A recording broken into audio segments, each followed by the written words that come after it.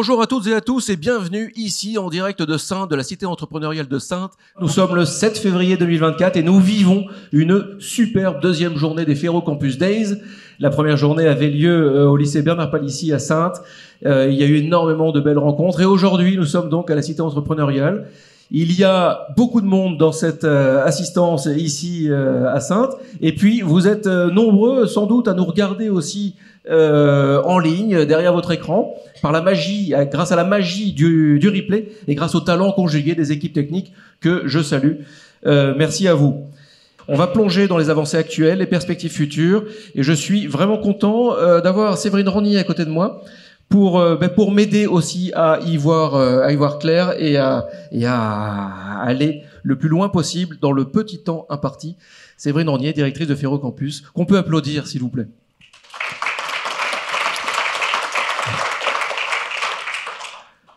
Oui, un grand enjeu sur cette table ronde. Le sujet, c'est comment sortir du diesel. Quel est le nouveau vecteur énergétique pour remplacer cet unique carburant qui nous a tellement servi ces dernières années, mais duquel il faut sortir. Pour dresser un panorama de l'ensemble des vecteurs disponibles et de leur potentialité, Jérôme Poyet de l'ADEME. Alors Jérôme Poyet, à vous. Donc je le dis, vous êtes ingénieur sur la thématique du ferroviaire à l'ADEME. On a vraiment besoin de vous pour y voir clair, recontextualiser tout ça. Et recontextualiser, ça fait beaucoup de choses. Alors déjà peut-être en élément de contexte principal, c'est que là, la table ronde, c'est décarboner le ferroviaire, décarboner le matériel ferroviaire qui est encore thermique. Mais si on prend un peu de recul, le principal levier de décarbonation globale du ferroviaire, c'est pas la décarbonation des 3000 véhicules encore carbonés, c'est vraiment le report modal. C'est vraiment comment faire en sorte qu'il y ait moins de véhicules routiers, parce que dans les transports, l'enjeu de décarbonation, c'est en grande partie l'enjeu de décarbonation du routier. Donc, peut-être pour ça que vous avez la parole en premier, c'est que pour faire ce point de contexte sur le fait que dans le ferroviaire, en même temps qu'on va réfléchir et parler de décarbonation du matériel ferroviaire thermique existant, il faut quand même qu'on garde en tête que pour la décarbonation des transports, c'est vraiment le report modal, le premier levier. Il y aura plus de gains en report modal que de gains en décarbonation des 3000 véhicules diesel en France. Voilà. Après, sur les différentes solutions, on a sur la table ronde des représentants d'Alstom, de GRDF, donc ils pourront parler des différentes solutions existantes. Aujourd'hui, on a la chance d'avoir quand même un certain panel en cours de développement, qui n'est pas forcément mature pour tout, bien sûr, mais qui existe, qui se développe sur les biocarburants, en gaz ou en baissant. On va avoir l'hydrogène, on a bien sûr la batterie dont on a parlé ce matin. On peut peut-être aussi mentionner, puisque ça va pas forcément être le focus aujourd'hui, mais que mettre du caténaire, ça peut aussi servir à décarboner. Donc finalement, il y a tout un panel de solutions qui coûtent cher. Je vois des sourires, ça peut coûter cher. Mais il y a un panel de solutions existants et je pense que on a des outils. On a des outils. Merci beaucoup, Jérôme Poyet. Luc Laroche, il y a des outils que vous expérimentez déjà, vous en menez assez régulièrement, et il y a notamment 3 projets distincts.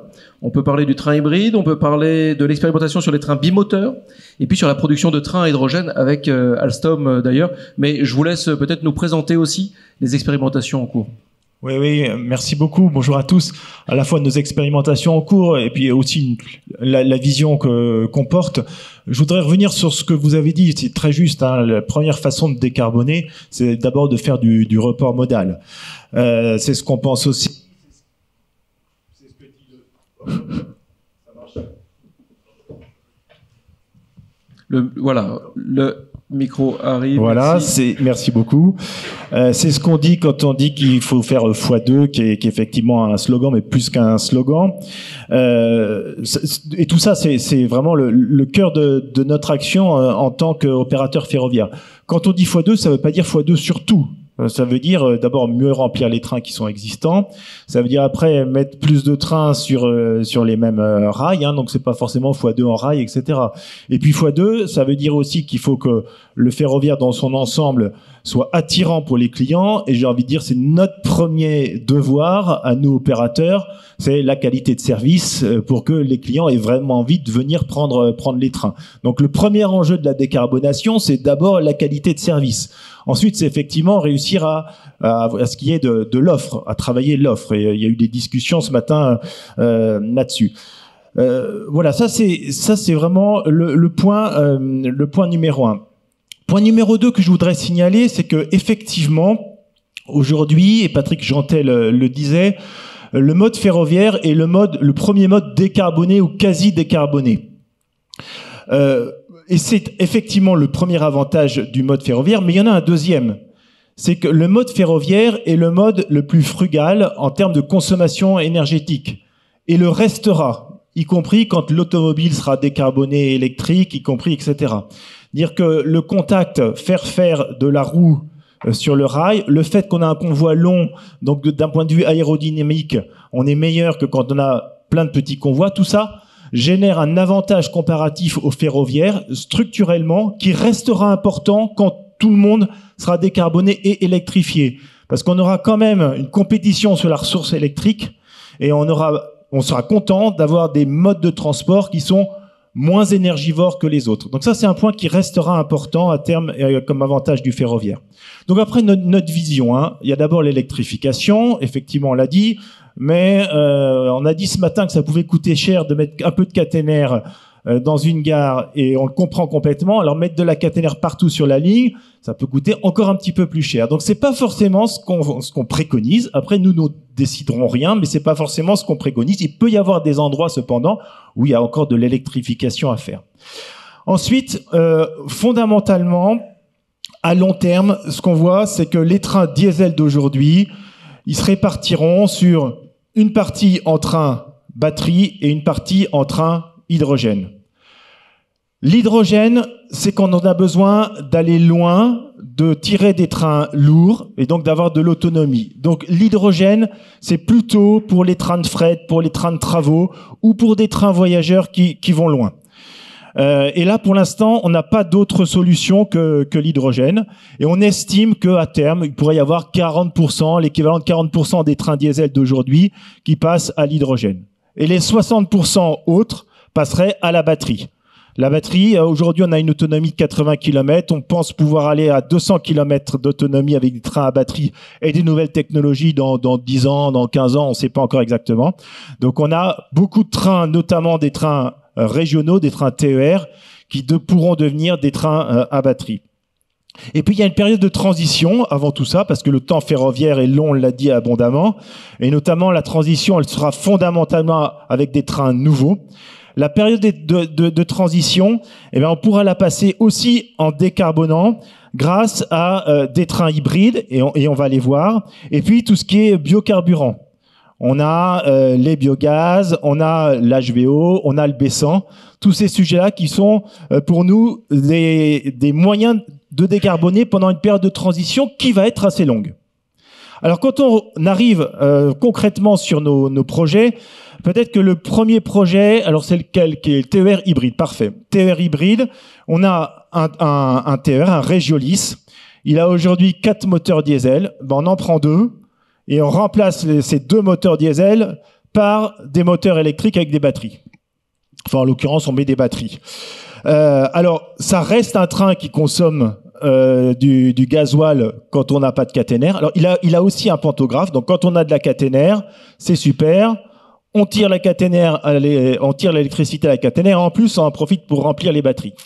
Et puis, quand il n'y a plus de caténaire, on marche à la fois sur le diesel et la batterie.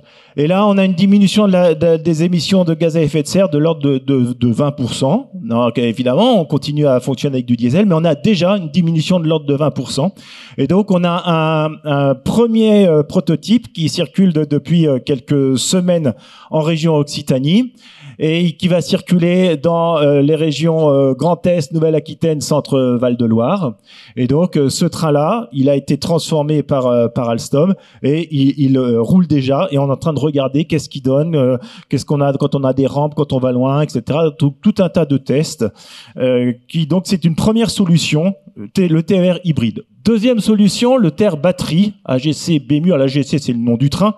Donc là, on a aujourd'hui un train qui fonctionne, qui est bimode, complètement diesel ou électricité avec pantographe.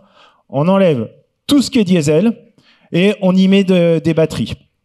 Donc là, on a des premiers prototypes. On a 2 trains qui sont en construction chez Alstom, qui devraient sortir fin d'année ou tout début d'année prochaine.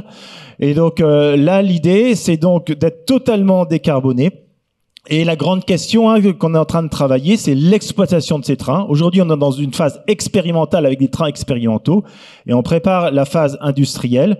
Et donc, on a beaucoup de travaux sur la façon d'exploiter ces trains à batterie. Et le troisième projet que l'on porte, c'est le Regiolis H2. Alors, on le porte très modestement parce que fondamentalement, tous ces projets-là, c'est les régions qui les portent et c'est Alstom qui fait le boulot industriel. Là, le Regiolis H2, c'est un train qui garde son pantographe pour tirer le courant électrique à la caténaire quand il y a de la caténaire, et puis qui est entièrement hydrogène sinon, donc il a plus de diesel. Donc on a des piles à combustible, on a nos réservoirs hydrogène, etc. Et donc il devrait sortir l'année suivante en 2025. Donc vous avez fait déjà la transition vers le prochain intervenant. Je me tourne vers Michael Haddad, aussi en charge de la prospective chez Alstom. Vous êtes déjà un acteur de la transition. Est-ce que vous pouvez nous donner un peu la vision côté Alstom ? Oui, Séverine, peut-être je vais compléter ce qu'ont dit Jérôme et Luc, puisqu'en fait, lorsqu'on cherche à décarboner, il y a 5 grands leviers, donc 2 ont été cités, le report modal et puis l'augmentation du taux de remplissage, qui sont effectivement beaucoup du domaine de l'opérateur et des services que je vais proposer pour aller vers un report qui sera choisi et pas subi. Et après, on a des leviers qui sont plus techniques. Il y a un levier, donc je vais rajouter, qui est l'efficacité énergétique. Donc on va améliorer l'aérodynamique, on va alléger le train, mais c'est des leviers qu'on pratique depuis très longtemps. Donc on sait très bien qu'on est sur du 1 ou 2% d'amélioration par an. Donc c'est pas ça qui va nous permettre de passer ou d'atteindre nos objectifs. Et donc l'autre levier, c'est celui de la décarbonation, de la baisse de l'intensité carbone de l'énergie qu'on utilise. Donc là, on a un certain nombre de vecteurs et on a un certain nombre de chaînes de traction, on va dire. Et donc côté Alstom, la question qu'on se pose, c'est de se dire finalement, je crois que c'est Renaud Lagrave qui l'avait dit, les transports en France, c'est 30% des émissions de gaz carbonique, et dans ces transports-là, la part du ferroviaire, c'est entre 1,5 et 1%. Donc c'est vrai que si on pouvait, si on raisonne comme pourrait raisonner l'ADEME en coût d'abattement, c'est peut-être pas le ferroviaire qu'on irait décarboner en premier lieu. Néanmoins, il faut quand même le faire. Et côté Alstom, nous on va se dire bon, il faut décarboner les transports. Et donc quelle est la part du ferroviaire dans cette décarbonation des transports ? Et il y a beaucoup de gens très intelligents qui ont réfléchi à notre place. Donc notamment l'OCDE à travers l'International Transport Forum, l'Agence internationale pour l'énergie et le GIEC. Ils ont tous une seule et même réponse qui est de dire, pour les transports, il faut brancher au courant électrique tout ce qui peut être branché. Qu'est-ce qu'on peut brancher ? On peut brancher une voiture et on peut brancher un train. Donc ceux-là, il faut les électrifier.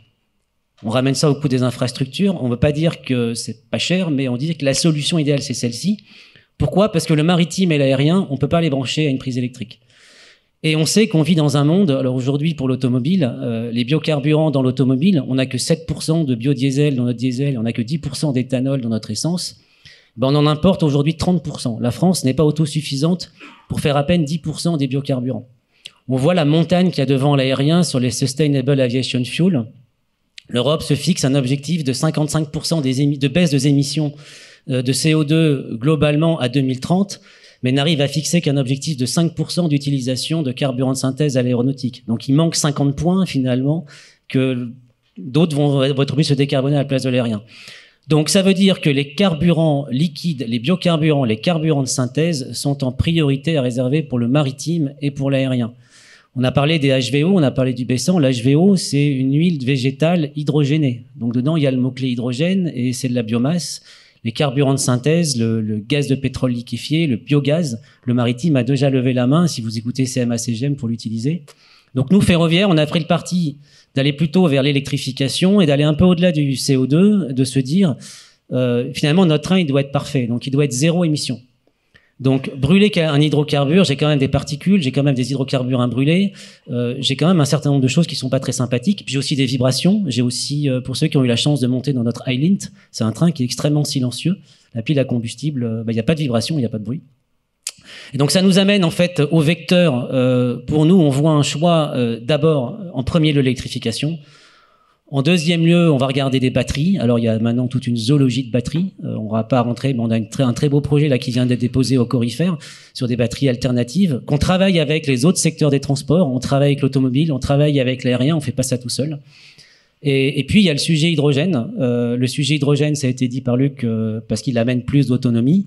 Maintenant, cet hydrogène, je peux le passer dans une pile à combustible. Je peux aussi le brûler.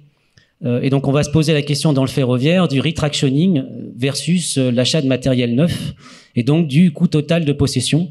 Une pile à combustible, ça coûte plus cher, ça a un meilleur rendement. Un moteur à combustion interne, hydrogène, ça brûle, enfin, ça a un rendement un peu moins bon, mais par contre, en termes d'investissement, c'est beaucoup plus favorable. Et donc, finalement, il y a une panoplie de technologies qui vont dépendre du profil de mission. Merci Michael Haddad. On va poursuivre et terminer notre petit tour de table. Frédéric Martin. Frédéric Martin, vous êtes directeur général adjoint de GRDF. Et si je devais poser une question, ce serait comment GRDF vise à soutenir les régions dans leurs efforts de décarbonation? Une question assez vaste, finalement. Oui, pour rappel, GRDF, c'est l'exploitant donc des réseaux gaz. On le sait pas souvent, on le dit pas trop, mais les réseaux gaz appartiennent aux collectivités locales. Et donc, il y a une dizaine d'années, en complément de notre mission de service public d'exploiter ces réseaux gaz en toute sécurité, les collectivités locales nous ont demandé de travailler de manière très ardue sur le verdissement de la molécule qui transite dans ces tuyaux. Et en même temps d'essayer de créer de la valeur en local, puisque l'objectif, comme vous savez, pour l'instant, le gaz, on l'importait d'abord de Russie, maintenant on l'importe d'endroits divers et variés comme la Norvège, les États-Unis ou le Moyen-Orient. Mais on se rend compte que c'est une valeur, j'allais dire, très importante sur le plan économique. Et il y a la possibilité aujourd'hui de ramener cette production en France, et c'est un point important. Alors, tout à l'heure, plusieurs interlocuteurs ont mentionné ce qui est devant nous. Alors on parle beaucoup de décarbonation. Quand on regarde effectivement tous les scénarios, tous les perspectives qui nous sont données, on parle souvent de 2040, 2050, mais on court après une pendule qui est malheureusement défavorable. C'est-à-dire que moi j'aime bien quand on me parle de 2050, la question que je pose c'est est-ce que déjà on va tenir 2030 ? Et on n'est pas franchement dans un axe à faire 2030. L'ensemble des travaux qui sont menés au niveau national amènent à conduire qu'il va d'abord falloir réduire nos consommations de 40% toute énergie confondue. Ça, c'est la première chose. Monsieur parlait d'efficacité énergétique. Donc ça, c'est le premier point. Le deuxième, il va falloir que les infras tiennent. C'est pour ça qu'on parle beaucoup d'électrification, puisque aujourd'hui, l'électrification, c'est en France, donc c'est décarboné, c'est à peu près 20-25%. Il va falloir trouver autre chose pour les 75 qui restent. Et là, quand on voit la projection à 2050, c'est 2 fois d'électricité, mais on a traité que la moitié du problème. Donc il va falloir aller chercher le reste. Et ce qui était un sujet national il y a encore quelques années, entre le nucléaire et puis les importations de gaz, va devenir très rapidement, à court terme, un sujet territorial. C'est-à-dire l'énergie va devenir un sujet territorial, ça va devenir un sujet régional, et c'est un sujet régional tout simplement parce que les ressources sont en région. Le foncier est en région, ça va être des éoliennes, ça va être du panneau, ça va être des ressources notamment en termes de déchets. Et sur la partie gaz vert, les différentes techniques qui apparaissent aujourd'hui montrent que la France a la particularité d'être le premier potentiel de production de gaz vert. Alors, il y a une dizaine d'années, on a lancé la méthanisation. Vous avez vu, c'est ces petits dômes qu'on monte. Alors, tout le monde nous disait, c'est des exploitations agricoles, c'est pas à l'échelle du pays. Bon, les 5 dernières années, on fait à peu près 3 téras par an. Pour donner un ordre d'idée, c'est tous les 2 ans, c'est l'équivalent d'un réacteur nucléaire. Donc, vous voyez, ces petites exploitations en région sont aussi puissantes que des chantiers nationaux, et ça, il faut bien l'avoir en tête. La deuxième chose, c'est quand on se rend compte ce que ça va coûter. On voit bien que ces énergies qui vont arriver, vertes, quelles qu'elles soient, vont coûter plus cher aux consommateurs. Alors, on a la chance d'avoir des réseaux gaz qui appartiennent aux collectivités qui sont aujourd'hui dimensionnés. Ils sont H2 ready, c'est-à-dire qu'ils sont compatibles hydrogène. Et en même temps, ils n'ont pas besoin d'être renforcés puisque globalement, ce qu'il y a de bien, c'est qu'avec le gaz, on peut le stocker tout le long de l'année. On a la chance d'avoir en France des stockages. Et puis, on peut moduler sur la pression. Et donc, on n'a pas de problème de variabilité de tension dessus. En électricité, le fait de faire x2, et ce qui est absolument indispensable, hein, il n'y a pas de doute là-dessus, hein, donc il va falloir doubler cette partie-là, eh bien, ça va demander des montants absolument considérables. RTE, qui est l'opérateur transport en électricité, indique à peu près dans son scénario que ça va coûter 1000 milliards à l'État. Hein, quand je dis l'État, c'est nous, hein, dans nos factures, dans nos contributions. Et la partie transport, j'allais dire toute la partie infra, c'est les réseaux d'Enedis, de RTE, c'est 250 milliards. Et la partie production, simplement la production, c'est 750. En équivalent, la capacité des régions à produire leur gaz vert en local, ça va être de l'ordre de 150 milliards. Et 150 milliards, c'est 10 à peu près maximum sur les infras. Et grosso modo 140 en production. Et quand je dis production, c'est des productions à base de ressources locales, donc avec des acteurs locaux. Donc il y a un enjeu politique qui est absolument considérable pour les régions pour avoir le maximum de production en local et maîtriser ces outils de production par des acteurs locaux, parce que comme on le sait, souvent les éoliennes en mer ne sont assez souvent pas la propriété d'acteurs locaux, mais plutôt d'acteurs étrangers ou de fonds de pension. Et donc, ce que l'on ne va pas pouvoir produire en local, on va devoir aller se le sourcer sur, j'allais dire, les marchés internationaux, et ça nous coûtera bien plus cher. Donc moi, je ne sais pas ce que sera 2040, 2050. Ce qui est bien, c'est que dans le domaine ferroviaire, comme je le vois, ou comme dans d'autres domaines, il est urgent de ne pas mettre tous ses œufs dans le même panier. Et on a surtout une vraie problématique, c'est que on peut rêver ce que l'on veut, mais il y a une contrainte qui touche tout le monde, c'est son budget et la capacité à se payer des choses. Et pour tenir 2030, on va pouvoir, enfin moi je parle en tant que concitoyen, le secteur des transports est celui qui n'a absolument fait aucun effort, je parle pas du ferroviaire, mais globalement, depuis 20 ans, tous les autres secteurs ont fait énormément de baisse, hein. Les travaux de l'ADEME l'ont bien montré. Et c'est tout à fait disponible. En transport, on n'en a pas fait simplement parce que les modalités font que le transport, notamment par camion, a très très fortement augmenté. Et ça, c'est un vrai problème. Le problème, c'est que bon, il va falloir être non seulement exemplaire, mais il va falloir que ça soit compris par nos populations. Et quand on commence à expliquer aux gens qu'il va falloir qu'ils isolent leur bâtiment comme on le fait aujourd'hui, parce que on va devoir faire 40% parce que le prix de l'énergie va être plus cher, il va falloir qu'on change son véhicule. Les gens vous regardent et vous disent oui, mais bon, moi, j'ai pas forcément les moyens. Et quand ils vont regarder les acteurs publics et les représentants que nous sommes, hein, ils vont regarder la manière dont on va dépenser l'argent.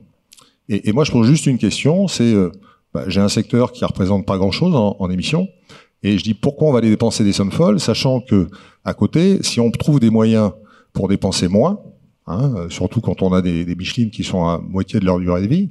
Est-ce que c'est pas plus pertinent de dire, vous voyez, je suis soucieux du denier public et je continue de les faire fonctionner, je montre l'exemple, c'est cette phase temporelle qu'indiquait monsieur, c'est-à-dire que cette phase de transition qui va être longue avant des solutions plus pérennes dans le temps. Notre vraie responsabilité, c'est de mettre l'euro au bon endroit. Voilà. Et moi, je ne prône ni l'élec, ni le gaz vert, etc. Ce que je dis, c'est que notre responsabilité, c'est d'offrir les palettes et laisser aux politiques le choix de bien choisir l'euro où ils vont le dépenser. Parce que je pense qu'on sera très regardé dans les années suivantes. Parce que, n'en doutons pas, le coût de nos factures va continuer d'augmenter. Et ça, c'est quelque chose d'extrêmement important. Donc, je pense qu'on peut se rêver de vendre plein de choses. Moi, je rêve d'avoir une voiture neuve tous les matins. Qu'elle fonctionne à l'hydrogène, etc. Bon, et j'adore ça. Hein, on investit dans l'hydrogène, mais il y a la responsabilité d'aujourd'hui et le fait d'être au rendez-vous en 2030. Donc moi, la vraie question, c'est comment je fais pour être au rendez-vous de 2030, au moindre coût, sans obérer ce qui va se passer après. Merci. Monsieur Gibelin, dans tous les exemples qu'on a vus de Monsieur Laroche, on voit que vous êtes de tous les sujets et de tous les vecteurs énergétiques. Est-ce que vous pouvez un peu nous décrire votre vision court, moyen terme? Oui, merci. Je ne sais pas si on fait tout, cher Renaud, mais c'est vrai que nous sommes partis sur vraiment une volonté d'avancer, mais ça me permet de rebondir sur une partie là de l'échange. Je pense que nous vivons un moment important et un peu grave parce que j'ai le sentiment que nous sommes en train de décrire plusieurs périodes et pas une seule. Or, a priori, on aurait plutôt tendance à dire il en faut une seule. Et une façon de sortir de quelque chose qui était relativement simple avec quelque chose qui va se complexifier et qui va pas être clarifié de manière très rapide. Mais je pense que c'est vrai. Je pense que c'est ça. Et je pense qu'il faut avoir le courage de l'afficher et de le porter et de regarder du coup comment on arrive à le faire bouger.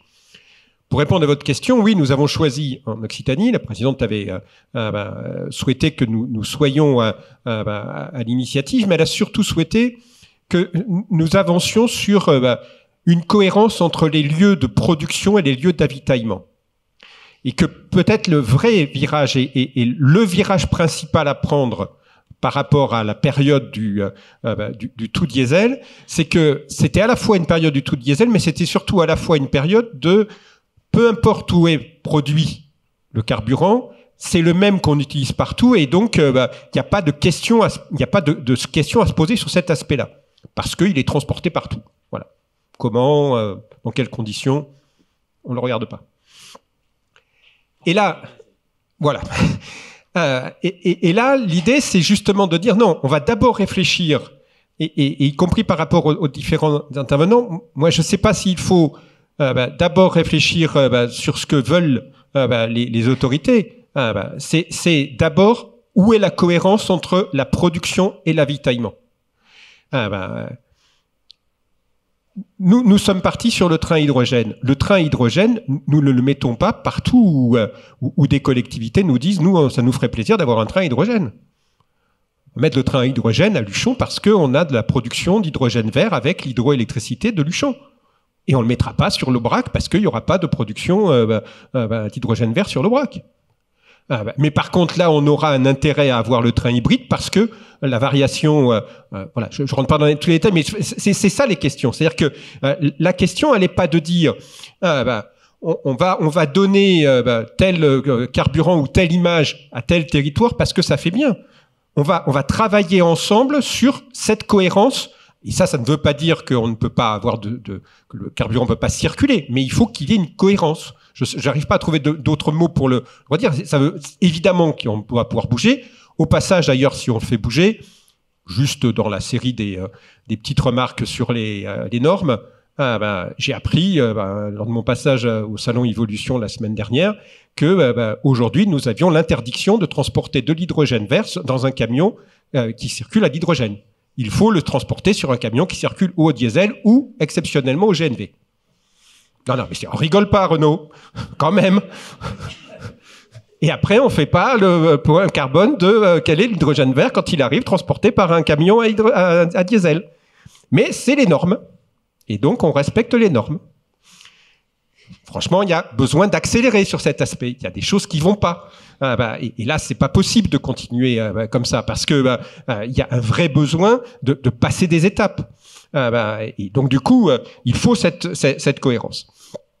Et après, deux choses. Je suis un peu long, mais peut-être deux choses pour compléter. D'une part, je crois qu'il faut vraiment insister sur ce qui a été dit. Il y a la question de la cible 2050 et il y a comment nous atteignons cette cible. Et nous pouvons l'atteindre peut-être par des passages qui ne seront pas ceux de 2050. Et quand je dis peut-être, qui ne seront pas ce qu'on fera en 2050. Voilà. Mais ça nous pose de vrais problèmes. Nous, en tant qu'autorité organisatrice, ça nous pose de vrais problèmes de fonctionnement, mais ça vous pose au monde industriel de vrais problèmes. C'est-à-dire qu'il faut que vous nous aidiez aussi à trouver des solutions qui permettent de faire l'intermédiaire et qui ne soient pas des solutions qui amènent à ce que c'est tout ou rien. Parce que ça a été très bien expliqué tout à l'heure, les carburants intermédiaires, en 2050, il ne pourra pas y en avoir pour tout le monde. Donc, il faudra bien choisir les lieux, les secteurs pour lesquels ce sera pertinent. Mais peut-être que dans l'intermédiaire, ça peut être le moyen pour une partie de passer quelques étapes. Alors oui, se pose la question, est-ce qu'il faut faire ça? Est-ce qu'économiquement, ça devient pas déraisonnable? Mais si c'est pas ça, on fait comment avec ce que l'on a aujourd'hui? Donc là, il y a de vraies questions sur cette période intermédiaire jusqu'en 2050. Et est-ce que le terme final, c'est vraiment 2050 ou est-ce que ce sera un peu après 2050? La question, elle mérite d'être posée, mais il nous semble qu'il y a besoin de regarder de manière posée et argumentée ces différents moments et de donner des solutions à ces différents moments et de ne pas être ne pas être dogmatique en la matière. Et dernière chose, vraiment je suis désolé, mais toute la partie de réadaptation, elle est indispensable. Elle est indispensable. Et je l'ai dit ce matin, je le redis, il faut que là-dessus, nous soyons aidés en termes de normes, et il faut que nous soyons aidés aussi par le monde industriel qui, à notre sens, doit plus s'engager sur comment on réadapte de nombreux lieux et de nombreux moyens pour que on fasse avec ce qui existe.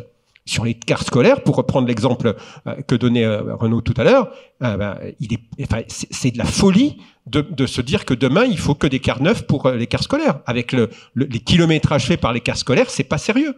Et il y a largement et légitimement capacité à adapter ce qui circule, surtout qu'aujourd'hui, pour l'essentiel, ce sont des cars tout à fait confortables. On n'est pas avec le car scolaire des films d'antan, hein. Donc on peut tout à fait les faire rouler encore un moment dans toute sécurité, en tout confort, mais ça veut dire qu'il faut les réadapter. Et donc là, il y a vraiment besoin de passer dans un autre monde que celui qu'on a aujourd'hui, y compris et surtout en termes de normes. Merci, Monsieur Gibelin. Merci beaucoup. Vous faites la transition, Monsieur Renaud Lagrave. Tout à l'heure, vous rappeliez que vous étiez en charge des mobilités. Donc, il y avait aussi cette réflexion. Là, on vient de parler des cars. Et puis, de l'importance des gisements, la localisation des gisements. Est-ce que vous pouvez, à votre tour, nous donner votre vision Alors, en fait, vous avez compris qu'on a un numéro de cirque, hein. Il y en a un qui épluche les oignons, l'autre qui pleure. Donc je vais rebondir sur ce qu'a dit Jean-Luc parce que bon, je vais pas redire ce qu'il a dit. Je pense que la vision à 360, elle est impérative. On a eu les retours sur le ferroviaire, mais pardon de le dire, il faut qu'on voit tout ce qui concerne non seulement nos compétences à nous, mais je pense aussi au transport de marchandises. Je pense aussi au transport, au tracteur de nos agriculteurs. Je pense à toutes les nouvelles mobilités qui sont inventées du jour au lendemain. Paraît-il qu'on a réinventé le vélo en 2023, mais la vérité, c'est qu'il faut qu'on prenne tout ça. Et une fois qu'on a pris tout ça, est-ce qu'on peut dire, bon, tout ça finira en 2050 à l'électrique, quoi qu'il arrive, qu'il vente, qu'il neige ou qu'il pleuve, les autres rentrez chez vous. Moi, il y a peut-être des gens qui disent ça, hein. C'est possible. Et puis, si ça se trouve, ils ont peut-être raison. Mais j'ai un petit doute. Donc, nous, on a été un peu pragmatiques. Alors, je sais plus si quelqu'un l'a abordé, mais on a une feuille de route Néoterra au niveau de la région qui, en gros, nous explique et nous dit d'ici à 2030, vous sortez tout du diesel. Donc, ensuite, c'est la Gravemont, démerdez-vous pour mettre tout ça en musique. Une fois qu'on s'est dit ça, est-ce qu'on peut dire, bon, on va prendre que ça ou que ça? La réponse est non. Faut opérer par pragmatisme. Et effectivement, on va pas retrouver des PowerPoint, des AMO qui vont venir nous dire, non, ne faites que de l'électrique. Non, on s'est fait notre idée, avec l'aide de plein de gens, en consultant, en discutant, et en se disant comment on peut essayer d'opérer les choses qui soit soutenable, vous l'avez dit, monsieur le directeur, parce que si quelqu'un, en tout cas dans les régions, on avait gagné au loto, ça se saurait, et pour l'instant c'est pas le cas.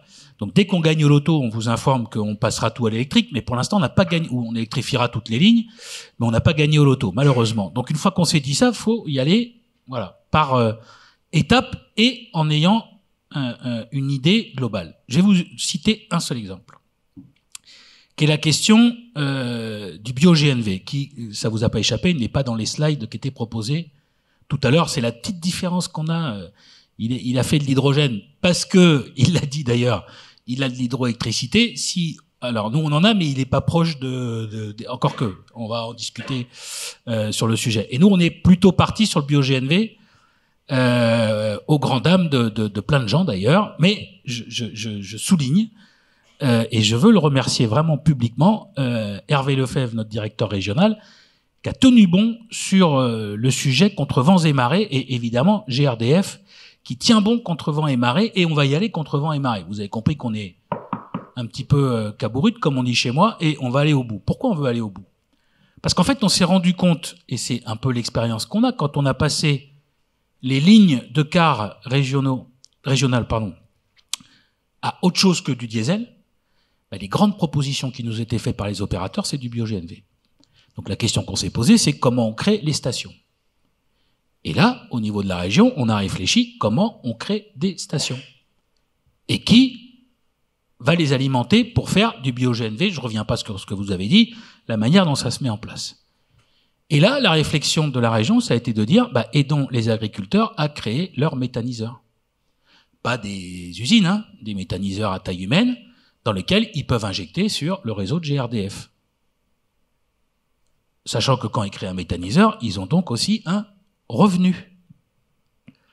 Qu'on injecte du bio-GNV qui va servir pour le transport routier et bientôt pour le transport ferroviaire.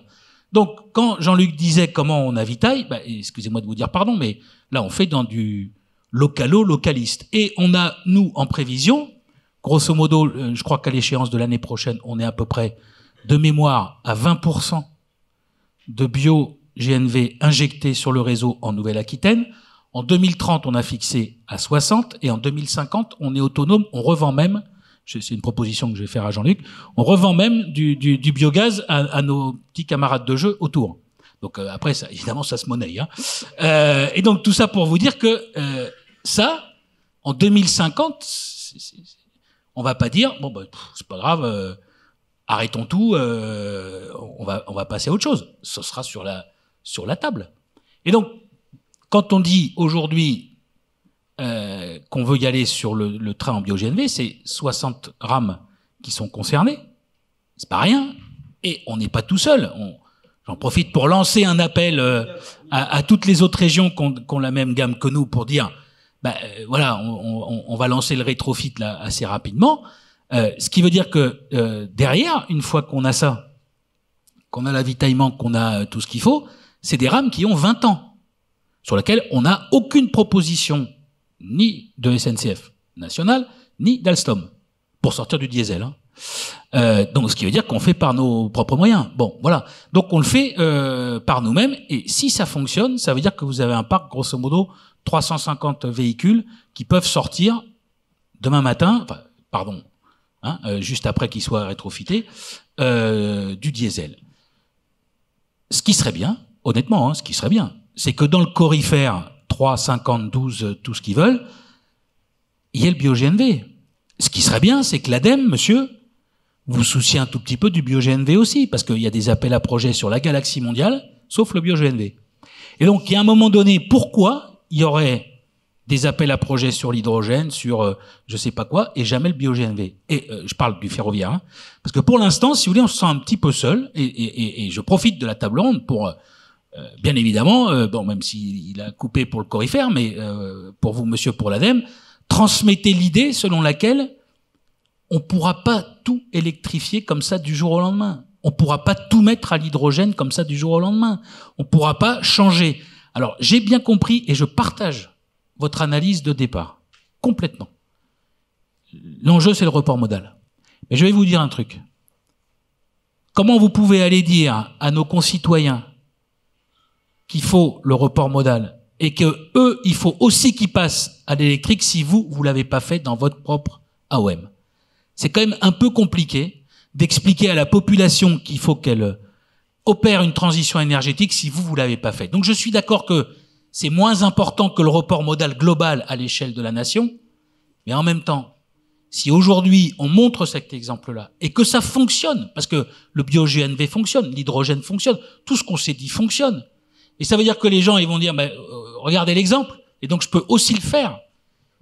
Et c'est du partage de connaissances, et moi j'en suis intimement persuadé, de l'économie locale qui va nous permettre quand même de faire évoluer les choses sur les territoires. Merci Renaud Lagrave. Séverine, c'est assez cruel cette discussion parce que on est déjà quasiment à la fin. Il va falloir déjà rendre l'antenne. Comment on fait dans ces cas-là? Est-ce qu'on dit à chacun un petit mot pour conclure et en fait c'est une piste pour envoyer vers autre chose?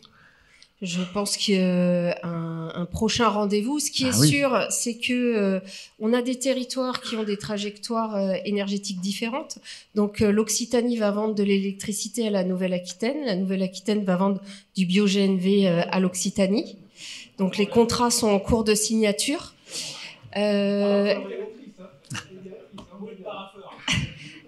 Donc un quatrième projet interrégion va voir le jour sur le bio-GNV, on a des acteurs de la transition qui ont fait des choix d'énergie, hydrogène, batterie, et que aujourd'hui, à part ces POC, preuves de concept, qui ont déjà été proposées dans la table ronde précédente, c'est notre meilleure solution dans cette phase intermédiaire de transition.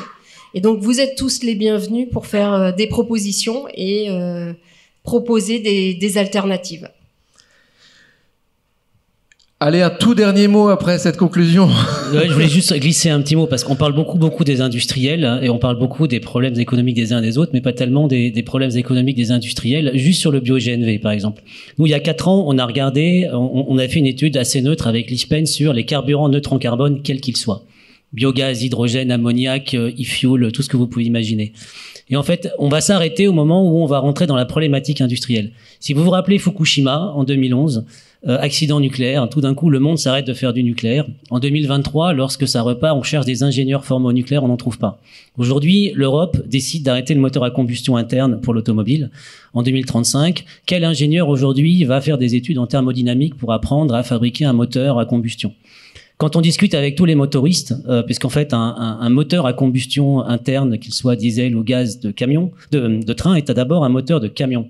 Vous discutez avec les grands fabricants de moteurs, ils vous disent, nous on est pris par le protocole de Kyoto, et ce qui compte c'est les émissions à l'échappement. Donc quand je brûle du biogaz, j'émets du CO2 à l'échappement, peu importe qu'il soit biogénique, c'est du CO2, moi je saute, donc je brûle directement l'hydrogène. Donc aujourd'hui la filière industrielle massivement se désengage de la combustion interne, à part peut-être l'hydrogène, donc on n'aura pas demain les moteurs, parce qu'eux ils sont pris par des problématiques camions, poids lourds, véhicules de chantier, on n'aura pas les ingénieurs. Donc nous, on veut bien côté Alstom, on met déjà hydrogène, pile à combustible, hydrogène, combustion, tout ce que vous pouvez imaginer sur les batteries, la recharge rapide. On n'a pas des poches infinies, quoi qu'en dise Alain Rousset, il nous finance finalement pas tant que ça. Et donc il y a des choix technologiques à opérer qui doivent être opérés par la filière au sens très large. Ça veut dire le motoriste, ça veut dire les techniciens de maintenance, ça veut dire tout le monde. Et aujourd'hui, malheureusement ou heureusement, je sais pas, mais il y a une très forte compétition d'usage sur le biogaz. Du point de vue de la planète, que ce soit un bateau, un train ou une voiture qui brûle ce biogaz, de toute façon, il n'y en a pas assez, donc ça sera bon pour la planète. Donc mettons-le là où c'est important, sans forcément aller mettre en danger des filières industrielles qui aujourd'hui ne l'ont pas et qui vont le prendre à quelqu'un d'autre finalement. Donc je pense qu'on va... On avait compris qu'on n'allait pas le faire avec Alstom, on le savait. Il est vraiment temps de rendre l'antenne, de clore cette conversation qui ne peut pas être close finalement. Donc elle va se poursuivre ici à Saintes et puis elle se poursuit chez vous avec vos avis, avec vos recherches, vos explorations. Merci beaucoup d'avoir suivi cette émission. À très vite.